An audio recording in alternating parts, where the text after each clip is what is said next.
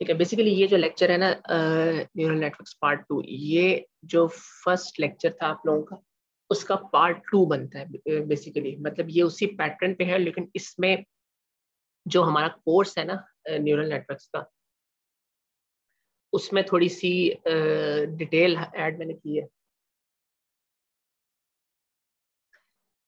तो बेसिकली ये जो हमने कोर्स स्टडी करना है इस हवाले से जो न्यूरल नेटवर्क्स की ऑल्दो इसमें मैंने जो उसका आगाज था प्रॉपर फर्स्ट जनरेशन से, वो नेक्स्ट से होगा, लेकिन इसमें एक ऐसा ओवरव्यू है कि जिससे एक ब्रॉड सेंस में ना इसकी एक आउटलुक माइंड में आप लोगों की आ जाएगी, स्पेशली उन लोगों के लिए जिन लोगों ने पिछले कोर्सेज भी अगर एमएल के मशीन लर्निंग के भी नहीं पढ़े, क्योंकि हमने इसमें मैंने कुछ स्टार्ट एआई का डाला है कुछ पार्ट में, देन मशीन लर्निंग का, फिर न्यूरल नेटवर्क्स और डीप लर्निंग का थोड़ा सा ऐड किया। तो वो स्टूडेंट्स जो कि बिल्कुल न्यू है ना, उनके लिए भी बेहतर है, और जो पिछले में न्यू नहीं है और उन्होंने एमएल का कोर्स नहीं पढ़ा था या पढ़ा था फिर भी उन्हें बहुत डिटेल में आइडिया नहीं है, तो उनके लिए भी ये एक तरह से बेसिक्स है। तो इसमें हम जो है एक ओवरव्यू ब्रॉड सेंस में कर लेंगे, नेक्स्ट टाइम से फिर हम प्रॉपर उसका स्टार्ट लेंगे फर्स्ट जनरेशन का, जो न्यूरल नेटवर्क की फर्स्ट जनरेशन थी, वो वेरी बेसिक से न्यूरल नेटवर्क्स की जिसे हम कहते हैं कि ऑरिजिन एवोल्यूशन, जो इसकी वेरी फर्स्ट जो इसकी रिसर्चेज इसमें हुई थी, काम हुआ था, वो सारी डिटेल्स जो है वो नेक्स्ट में हम स्टार्ट कर लेंगे। तो दूसरा ग्रेडिंग स्कीम का था, वो सेकंड इसका पार्ट है, जो कि प्रॉब्लम भी आ रहा था फर्स्ट सेमेस्टर को, वो मैंने उनका भी एड्रेस किया इसमें, तो वो लास्ट में हम इसको डिस्कस करेंगे।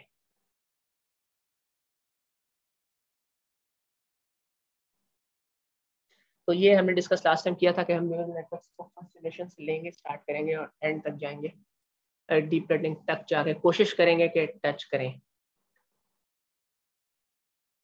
तो इट डिपेंड्स के क्या पॉसिबिलिटी होती है, अगर तो ये फेस टू फेस हो गया तो थोड़ा ज़्यादा आसानी हो जाएगी, लेकिन फेस टू फेस में थोड़ा सा ये होता है कि रिलेटिवली ऑनलाइन थोड़ा सा ईजियर होता है, लेकिन वो ये है कि कोर्स ज़्यादा बेहतर डिलीवर होगा अगर तो ये फेस टू फेस हो जाए तो। अच्छा, फर्स्ट थिंग जो हमने थोड़ी सी डिस्कस शायद पहले कुछ की थी इस कोर्स में, नहीं मशीन लर्निंग के कोर्स में जिन लोगों ने पढ़ा था, ये एआई और एमएल का हमने कुछ डिस्कस किया था। तो हम थोड़ा सा स्टार्ट वहीं से लेते हैं कि एआई में और एमएल में क्या फ़र्क है, और साथ फिर ये इसका कंपैरिजन एएनएन के साथ और डीएल के साथ कैसे होता है। अच्छा, एक चीज़ ये कि यहाँ एएनएन लिखा है लेकिन कोर्स आपका न्यूरल नेटवर्क है, तो ये यूनिवर्सिटी पर डिपेंड करता है। तो जब यूनिवर्सिटी ने इसको बसर में अप्रूव किया, मीटिंग्स में जब भी जाता है ना, कोर्स अप्रूव होता है, उसका टाइटल अप्रूव होता है, तो वो डिपेंड करता है यूनिवर्सिटी पर कि वो क्या उसको नेम दे रहे हैं। कुछ जगह पे इसका नाम न्यूरल नेटवर्क्स है, कुछ जगह पे इसका नाम आर्टिफिशियल न्यूरल नेटवर्क्स है, कुछ जगह पे इसका नाम एडवांस न्यूरल नेटवर्क्स भी मैंने देखा है, और कुछ जगह पे इसका नाम डीप लर्निंग है, कहीं पर इसका नाम artificial neural networks and deep learning है, कहीं पर neural networks and deep learning है। तो ये डिपेंड्स करता है। तो अभी हम देखेंगे कि इन जो मैंने सारी टर्मिनोलॉजीज ली है इसमें डिफरेंस क्या है, ये इसी हम बारी बारी ना एआई से डीएल तक हम जाएंगे अभी इसी लेक्चर स्लाइड में। तो जब 1950s में, क्योंकि इसकी डिटेल में तो मैं अब नहीं जाऊंगा एआई का, क्योंकि हमने लास्ट में इसको देखा था फॉर दो स्टूडेंट्स जिन्होंने ये कोर्स पढ़ा था। तो एआई का जब स्टार्ट हुआ तो मेन जो फोकस था वो ये था कि ऑटोमेशन का कॉन्सेप्ट जो था वो जनरेट हुआ था, ऑटोमेशन का, कि हाँ जी, बेसिकली जो कॉन्सेप्ट था वो ऑटोमेशन का स्टार्ट हुआ था कि हम हाँ सॉरी, अच्छा, क्योंकि ह्यूमन का ह्यूमन जहाँ जहाँ यूज हो रहे थे ना, उसका उनकी जो है उनको रिप्लेस करके मशीन्स को लेकर आने पर फोकस किया गया कि सिस्टम को ऑटोमेट किया जाए। तो एआई का वहां से स्टार्ट हुआ। तो फर्स्ट जो एआई का स्टार्ट हुआ उसमें जो एआई आई, जो कि ट्रेडिशनल एआई है, वो सिंबॉलिक एआई थी। सिंबॉलिक एआई मींस के everything was working with symbols।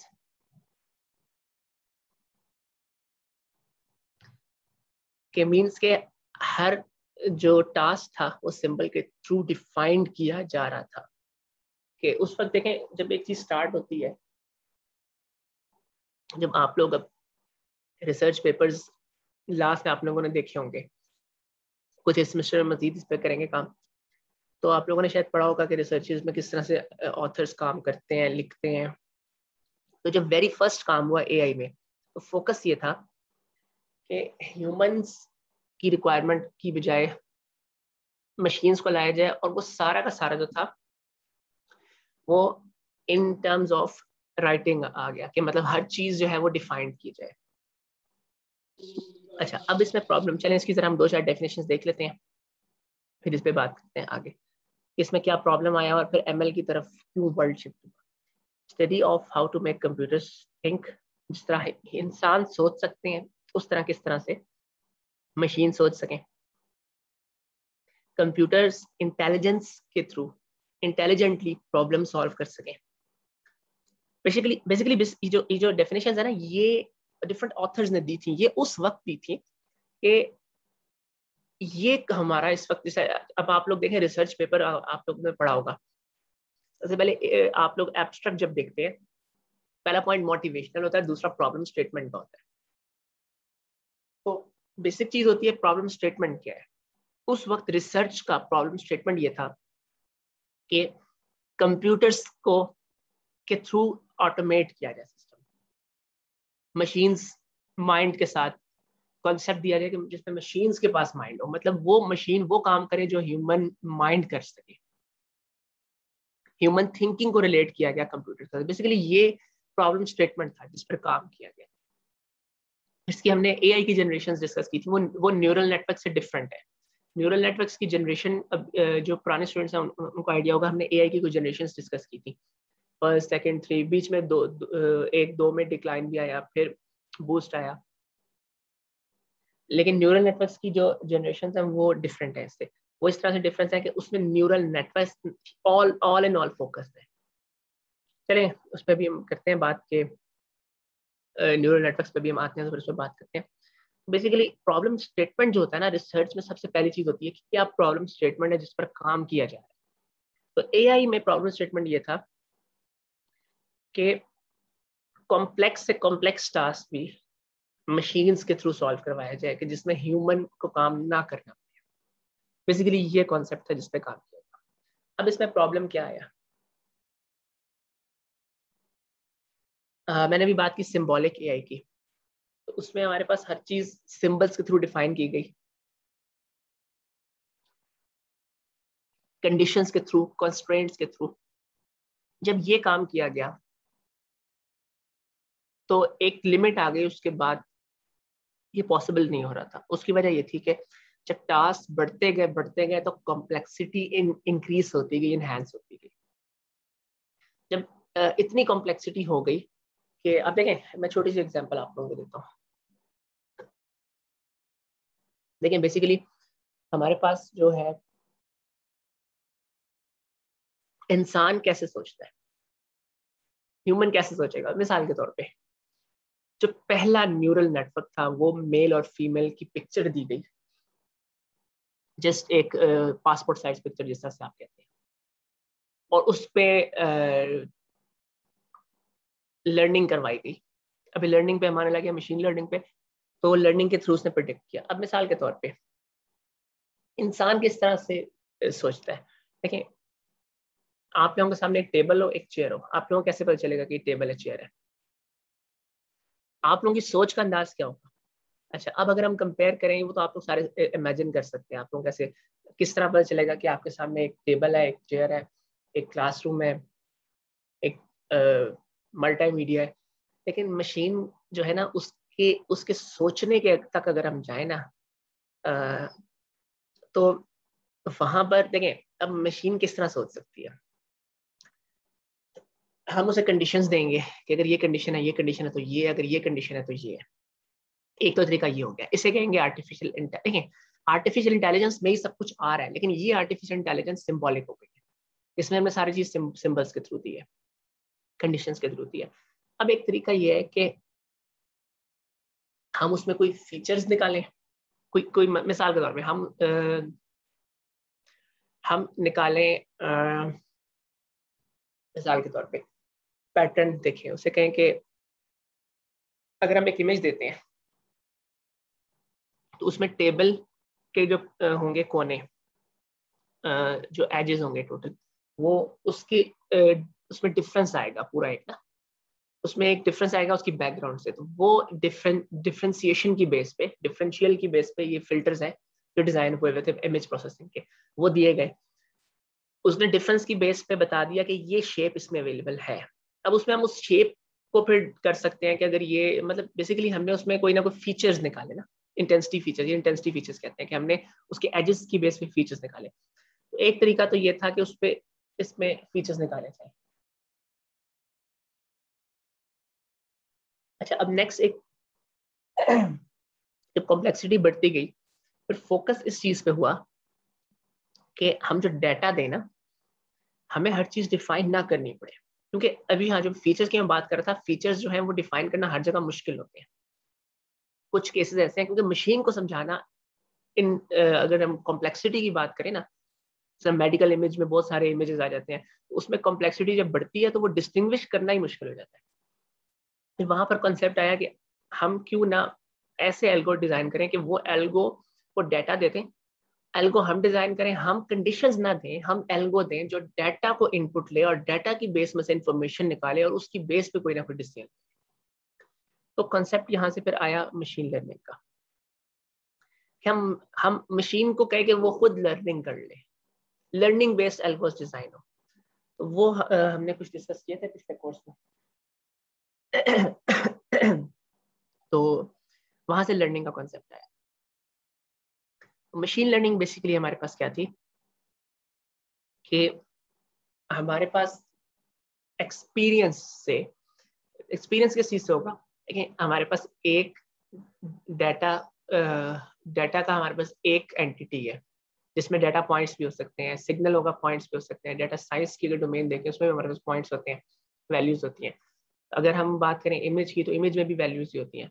उसमें से डाटा दिया जाए सम सेंस के, अगर हम 20 दे रहे हैं, 30 दे रहे हैं, 50 दे रहे हैं, तो उसकी बेस पर उसको इनपुट दिया जाए, उसकी बेस पे उसको साथ में। अच्छा, फिर साथ में हमने जो लास्ट टाइम बात की थी, ये उन स्टूडेंट्स के लिए जो उन्होंने नई ये कोर्स पहले लिया, तो यहाँ पर कॉन्सेप्ट आया बेसिकली, यहाँ एड किया सुपरवाइज और अनसुपरवाइज का। कि डाटा के साथ मिसाल के तौर पे 10 इमेजेस थे, उसमें विंडो थी। एल्गो को वो 10 इमेजेस प्लस उसको बता दिया जाए कि इसको एक लेबल कर दिया जाए। फिर नेक्स्ट 10 इमेज दिया जाए जिसमें डोर है, फिर साथ में लेबल अलग कर दिया जाए। इस तरह से लर्निंग करवाई जाए। फिर उसके बाद कुछ डाटा पे करवा के फिर कुछ नेक्स्ट पे प्रिडिक्शन ली जाए उससे। ऑल्दो आप लोग समझ सकते हैं कि इसमें ट्रेनिंग टाइम ज्यादा होगा, ट्रेनिंग करवाई जाए। और ये लर्निंग कॉन्सेप्ट आया कि जब हमारे पास कॉम्प्लेक्सिटी इंक्रीज कर गई थी, एआई जो थी, हम एआई से काम लेना हमारे लिए मुश्किल हो गया। ओके।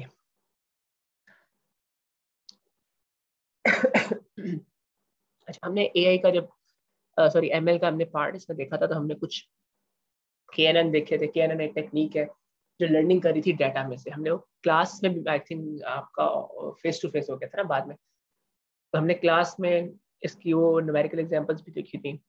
डिसीजन ट्री को भी थोड़ा सा हमने देखा था, कई हमने एल्गोस देखे थे। वो बेसिकली हम डाटा दे रहे थे और डाटा में से लर्निंग हो रही थी।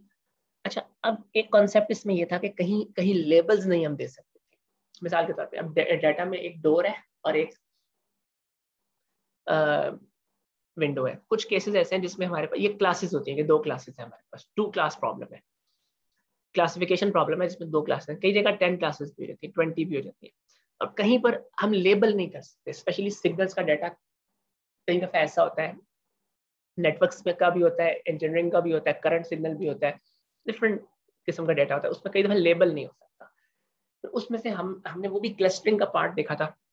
उसमें करते ही है कि हम उसको एल्गो को दे देते हैं डाटा, और डाटा में से उसे कहते हैं कि पैटर्न जनरेट खुद ब खुद करे। वो टेक्निक्स ऐसी होती हैं, वो क्लस्टरिंग की टेक्निक्स अगर आप लोग देख भी लें, हमने की भी थी और वो की ऑनलाइन में थी।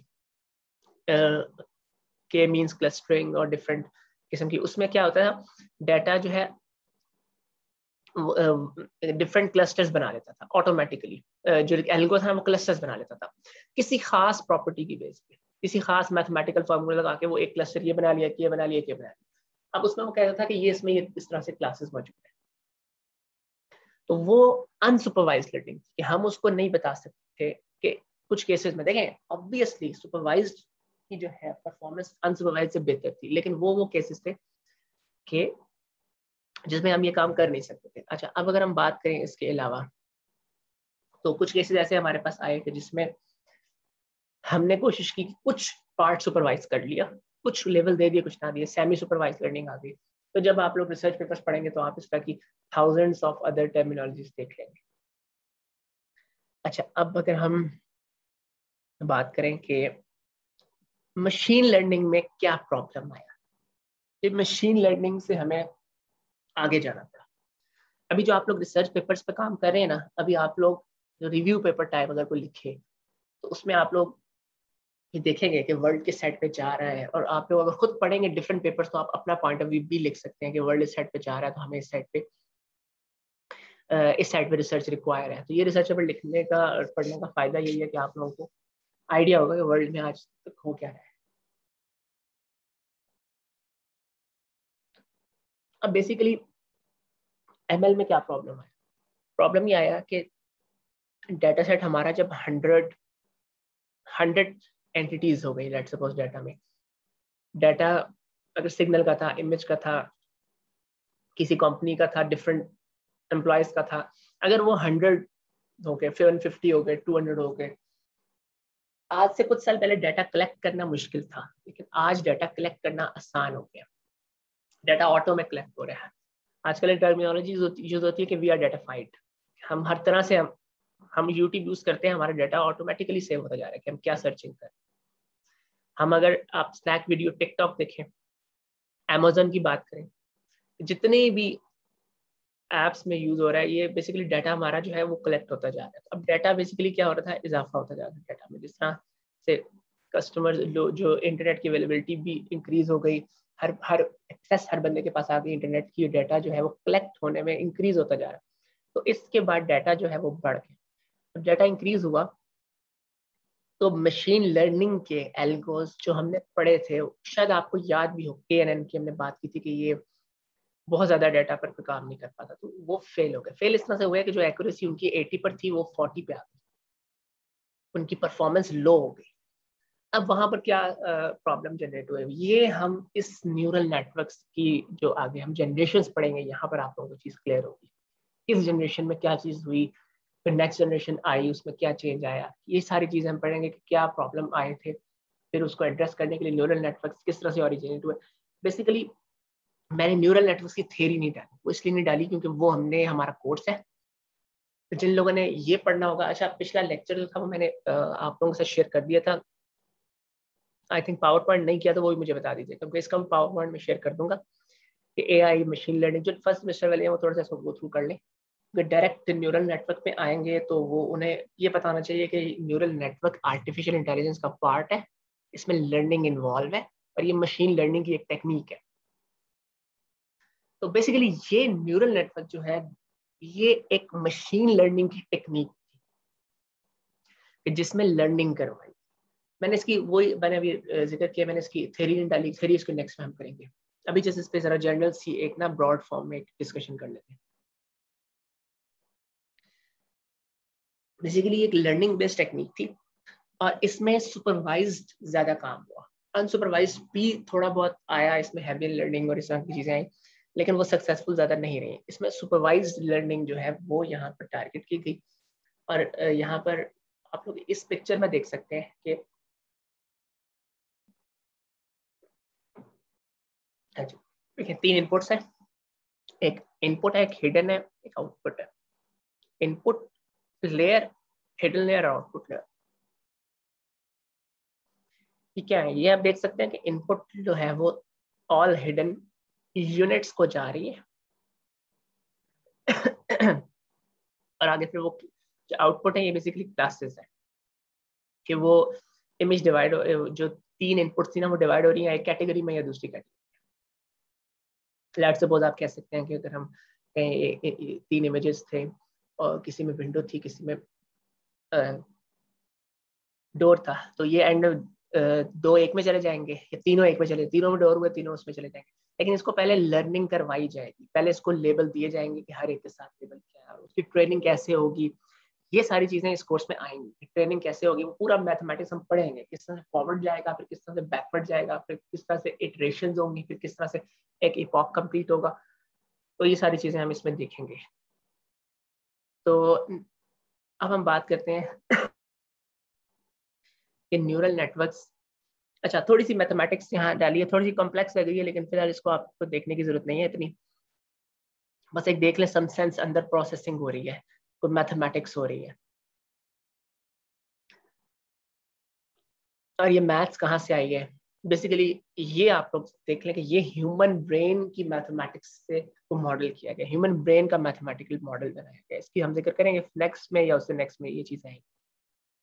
अच्छा, अब जो थिंग यहाँ है वो ये है कि जो न्यूरल नेटवर्क्स हैं हमारे पास वो बेसिकली वो भी मशीन लर्निंग टेक्निक थी ना, जिस तरह से मशीन लर्निंग की बाकी टेक्निक्स थी, तो न्यूरल नेटवर्क्स भी जस्ट लाइक दैट वैसी ही एक टेक्निक थी। अब जब डाटा इंक्रीज हुआ, जो बात मैं कर रहा था, वहां पर न्यूरल नेटवर्क को कॉम्प्लेक्स किया गया। मशीन लर्निंग में वो मॉडल्स जो कि जिसमें लेयर्स इन्वॉल्व थे उसको बढ़ाया गया। फिर उसमें कुछ फेलियर्स भी आए, कुछ चीजें ठीक हुई कुछ नहीं हुई। ये हम 4th 5th जनरेशन में पढ़ेंगे, जब 1990s ये जो डीप लर्निंग का स्टार्ट था ना, 1990 के अराउंड एक लीनेट जनरेट हुआ था, बनाया गया था। तो उसके बाद से कुछ 10 साल उस पर काम नहीं हुआ। खैर उस पर हम बात करेंगे जनरेशन जब हम आएंगे। तो बेसिकली इसमें डाटा बढ़ाया गया, तो डाटा जब इंक्रीज हुआ तो न्यूरल नेटवर्क्स को डीप न्यूरल नेटवर्क्स कर दिया गया। और ये चीज अभी इन शॉर्ट बता रहा हूँ कि डिटेल में तो बहुत सारी कॉम्प्लेक्सिटी है, क्या मसले है, क्या मसाइल है, क्या टेक्निकल इश्यूज आए, किस तरह से किसके ऑथर ने किस तरह सॉल्व किया। लेकिन इन शॉर्ट ये है कि डीप न्यूरल नेटवर्क्स में देखिए हिडन यूनिट्स बढ़ गए। हिडन यूनिट्स बढ़ाने से जब डाटा बढ़ाया तो accuracy, come data with machine learning के मुकाबले में big data with deep learning accuracy ज्यादा अच्छी रही। अब मैं आपको इसकी एक एग्जांपल देता हूँ। देखिए, अगर हम कंपैरिजन लेते हैं मशीन और डीप का, मशीन लर्निंग का और डीप लर्निंग का, तो बेसिकली वही देखें। अब ये मशीन लर्निंग है, आप देखें सो सिंपल, ये डीप लर्निंग है, same but little bit complex, layers बढ़ गई हैं। तो this is the basic difference between machine and deep learning. इसमें कहते हैं 3+ लेयर्स अगर बढ़ जाए ना, हमारे पास 3+ लेयर्स हो जाए तो वो डीप लर्निंग में आ जाता है, बेसिक अगर कहें तो। लेकिन डीप में फिर वेरी डीप भी है, वेरी वेरी वेरी डीप भी है, मतलब 100 लेयर्स भी है, 500 लेयर्स भी है। अच्छा, अब जो क्वेश्चन यहाँ है कि एक मैं डिफरेंस आप लोगों को बता रहा था। देखें, अगर हम अगर आप लोग लेट्स सपोज एज्यूम करें आप लोग मैट्रिक के स्टूडेंट्स हैं, 10th के, आप लोगों ने मैथमेटिक्स के क्वेश्चंस करने हैं सॉल्व, तो आप लोग क्या करेंगे, एक एक्सरसाइज जमाने में हुआ करती थी, आप लोग करते थे, तो वो आप लोगों ने कर ली। अच्छा, अगर आपने एक्सरसाइज के 20 क्वेश्चन हैं, आपने 10 किए, अच्छा उसके बाद बजाय अगर आपने 20 पूरे किए तो क्या होगा, आपकी लर्निंग बढ़ेगी ना। और अगर आपने कोई एडिशनल कोई और बुक ले ली, वो क्वेश्चंस भी सॉल्व किए, तो जितनी आप लोग करते जाएंगे एक्सरसाइज प्रैक्टिस, तो उतनी आपकी लर्निंग बढ़ती जाएगी। तो मशीन लर्निंग में जब हमने डाटा बढ़ाया तो लर्निंग नहीं बढ़ी। वाई? देखिए, ह्यूमन जो न्यूरल नेटवर्क है ना, ह्यूमन न्यूरल नेटवर्क, वो बेसिकली बहुत कॉम्प्लेक्स था, बहुत कॉम्प्लेक्स। तो उसमें हम जितनी लर्निंग बढ़ाते जा रहे थे, डाटा बढ़ाते जा रहे थे, लर्निंग बढ़ती जा रही थी। तो बेसिकली जो बात हम करें मशीन लर्निंग में हमारे पास लेयर्स ही नहीं थी, कॉम्प्लेक्सिटी नहीं थी, फिर वो कॉम्प्लेक्सिटी न्यूरल नेटवर्क में बेहतर तरीके से अचीव हो गई। फिर हम डाटा बढ़ाते गए और हमें वो आउटपुट मिलती गई, एक्यूरेसी बढ़ती गई। तो मशीन लर्निंग के मुकाबले में डीप लर्निंग की जो एक्यूरेसी है वो बेहतर है, लेकिन उसके लिए डाटा बहुत हाई रिक्वायर होता है। अच्छा, अब अगर हम बात करें बिजनेस पर्सपेक्टिव की, अगर हम बिजनेस पर्सपेक्टिव देखें इस डोमेन में, ये उससे भी ज्यादा कॉम्प्लेक्स है। बिजनेस पर्सपेक्टिव में देखें तो मशीन लर्निंग जो है वो उसमें ज्यादा मशीन लर्निंग में काम हो रहा है। मतलब डिफरेंट कंपनीज जो हैं वो रिक्वायर कर रही हैं कि उनको वो डाटा दिया जाए, एक डाटा साइंटिस्ट को उस पर मशीन लर्निंग लगाई जाए, मशीन लर्निंग से कोई प्रिडिक्शन वगैरह कर दी जाए, और उनको वो प्रिडिक्शन चाहिए होती है जिसकी बेस पर उन्हें अगले डिसीजंस लेने होते हैं। तो जो डीप लर्निंग है वो आहिस्ता आहिस्ता जो है वो अपनी पोजीशन जो है बिजनेस पर्सपेक्टिव से बना रही है, लेकिन इसमें थोड़ी प्रॉब्लम भी आते हैं डीप लर्निंग में कि एक डीप लर्निंग का अगर आपने मॉडल बनाना है ना, उसके लिए आपको जीपीयूज चाहिए होते हैं, जीपीयूज बहुत कॉस्टली हैं। और उसके बाद अगर आप एक और एजम्पशन देखें, अभी मैंने बात की थी कि एआई में टाइम बहुत कम लगता था, मशीन लर्निंग में टाइम ज़्यादा लगता है। अगर हम बात करें एआई में टाइम कम लगता था, मशीन लर्निंग में उससे ज़्यादा लगता है। क्यों लगता है? क्योंकि लर्निंग करवानी होती है डाटा में से। अब अगर हम डीएल की बात करें तो आपको देखें, अगर हमारे पास 10,000 डाटा एंटिटीज है तो आप खुद इमेजिन कर सकते हैं कि उसमें लर्निंग में कितना टाइम लगेगा। बेसिकली 10 घंटे भी लगते हैं, 10 to 15 आवर्स भी लगते हैं, 20 आवर्स भी लग जाते हैं। अब 20 आवर्स तक एक सिस्टम लर्निंग कर रहा हो और आप उस वक्त देखें उसकी सीपीयू यूजेज वो भी बहुत हाई होती है, तो वो बेसिकली सीपीयू की बजाय जीपीयू पे किया जाता है। डीप लर्निंग जो है वो सीपीयू की बजाय जीपीयू पे की जाती है। गूगल ने एक दो प्लेटफॉर्म दिए हैं ऑनलाइन के, वहाँ स्टूडेंट्स वगैरह कर सकते हैं, लेकिन ये है कि अगर आप लोगों ने फर्दर इस डोमेन में जाना है तो आप लोग मशीन लर्निंग पर फोकस कर सकते हैं, अगर जो इसमें जाना चाह रहे हैं। और जो रिसर्च में जाना चाह रहे हैं उनको डीप पर फोकस करना चाहिए, क्योंकि अगर हम बात करें ना एक बिजनेस पर्सपेक्टिव की और एक रिसर्च की, तो रिसर्च में इनोवेशन इन्वॉल्व होती है, बिजनेस पर्सपेक्टिव में बिजनेस इन्वॉल्व होता है। उनको बिजनेस चाहिए, उनको अर्निंग चाहिए, कोई इसी से कॉन्सेप्ट कंसर्न नहीं है कि आपको आप कितनी इनोवेलिटी दे रहे हैं। तो बेसिकली जो एमफिल है, एमएस है आप लोगों का, ये बेसिकली रिसर्च की तरह से है। इसलिए जो है वो रिव्यू पेपर भी मेरा माइंड था कि मैं आप लोगों को, तो अगर कोई टेक्निकल कर सकता तो कर ले, लेकिन अगर कोई नहीं कर सकता तो खाली रिव्यू पेपर ही कर ले। उससे आप लोगों को एक अच्छा एक सेंस डेवलप हो जाएगी कि वर्ल्ड किस तरफ जा रहा है। क्योंकि देखें, अब अगर आप लोग रिसर्च पेपर का जिक्र करेंगे ना, तो रिसर्च पेपर में हमारे पास ये चीज़ नहीं होगी कि एक एमएल की टेक्निक है और बस वही लगा दी। नॉर्मली उसमें वो एमएल की टेक्निक में कुछ अपग्रेड किया होगा, कुछ चीज़ें प्लस माइनस की होंगी, तो कुछ एक एक्यूरेसी बढ़ाई होगी। तो रिसर्च में नोवेलिटी का फैक्टर होता है। तो रिसर्च एक अपर पार्ट है, क्योंकि देखें जो बिजनेस है ना वो रिसर्च से ही आता है। अगर रिसर्च ना होती तो एमएल ना आती, एमएल ना आती तो एमएल का यूज ना होता बिजनेस में। तो अगर बिजनेस पर्सपेक्टिव देखें तो वो सिंपल है, लेकिन अगर रिसर्च पर्सपेक्टिव देखें तो वो बेसिकली वर्ल्ड डीप पे जा रहा है। तो डीप में जाके भी वो सेम मॉडल ही चलते हैं, उसमें कोई ना कोई लेयर्स का चेंज करना, वो करना। तो वो जब आप लोग रिसर्च में आएंगे तो उस तरह से देख सकते हैं। लेकिन फिलहाल फॉर दिस कोर्स आप लोग ट्राई कीजिएगा कि इसमें एक अच्छा पेपर जो है लिख सकें। उसके हवाले से हम करते हैं बात। हाँ अच्छा, एक चीज़ जो मैं सेकंड लास्ट है, हाँ, इस पर मैं बात कर लूँ कि जो डीप लर्निंग है ना उसमें कॉन्वोल्यूशनल न्यूरल नेटवर्क्स, ये क्या चीज़ है इसका जिक्र वेरी लास्ट में, आफ्टर 12th लेक्चर इसका कोई जिक्र आएगा। तो ये आप लोगों ने सुना होगा, जिन लोगों ने पिछले में पेपर लिखे हैं वो पढ़ा भी होगा। इसको हम थोड़ा सा डिस्कस करेंगे इस पे कि ये क्या चीज़ है CNN। तो बेसिकली CNN जो है ना वो इमेज बेस्ड टास्क है ना उसमें काफ़ी सक्सेसफुल रहे। तो इमेज प्रोसेसिंग के जो टास्क हैं तो उसमें डीप बेसिकली ये जो है हैंड न्यूरल नेटवर्क्स ही लेकिन इसका जो मैथमेटिक्स है ना वो कॉन्वोल्यूशनल मैथमेटिक्स आ गई, इसमें कॉन्वोल्यूशनल फिल्टर्स, इसमें कॉन्वोल्यूशनल फिल्टर्स आ गए।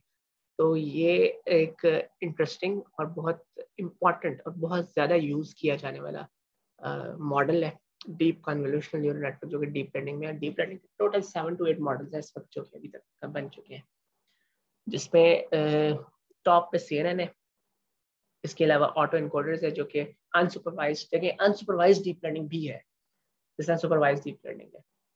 उसके अलावा रिस्ट्रिक्टेड बोर्ड्स एंड मशीन्स है, प्रिंसिपल कंपोनेंट एनालिसिस है, वो डीप में काम उसमें हो रहा है, और 7 to 8 टेक्निक्स है, मैं उनका कवर अप करूंगा। उसमें से जो ये है ना, इसका हम एक लेक्चर रिस्पेक्ट करेंगे कि अगर हम डीप लर्निंग का जिक्र करें और CNN ना करें तो ये हम डीप लर्निंग का जिक्र कर ही नहीं सकते। अच्छा, अब अगर हम उसको कंक्लूड करें तो बेसिकली देखें, एक अम्ब्रेला है AI की, इस अम्ब्रेला में learning without learning intelligence create की जा रही है। विदाउट लर्निंग तो वो एक पार्ट अलग होगा, लेकिन जो विद लर्निंग इंटेलिजेंस क्रिएट की जा रही है वो मशीन लर्निंग है। मशीन लर्निंग में एक चैप्टर था, एक पार्ट था, एक न्यूरल नेटवर्क्स का, एक एल्गो था जो मैंने आपको सिंपल सा दिखाया। तो जब और बाकी सारे न्यूरल नेटवर्क्स मशीन लर्निंग में एक था, और वो जो न्यूरल नेटवर्क्स थे उसको डीप कर दिया गया क्योंकि डाटा इंक्रीज हो गया था, तो उसको सक्सेसफुल रहा, तो उसमें काम ज्यादा हुआ। फिर डीप न्यूरल नेटवर्क का कॉन्सेप्ट आया, तो वो न्यूरल नेटवर्क्स की एक सब ब्रांच है जो कि डीप उसी की एक्सटेंशन फॉर्म है।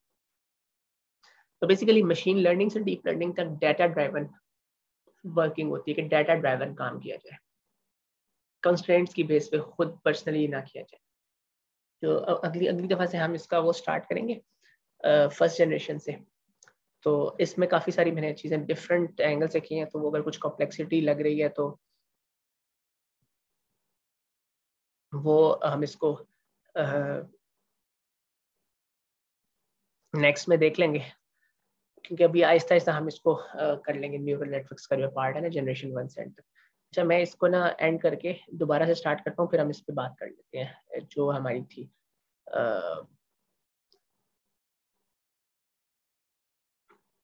ठीक है, मैं इसको एंड कर रहा हूँ, इसी लिंक से मैं अगेन इसको ना स्टार्ट कर लेता हूँ।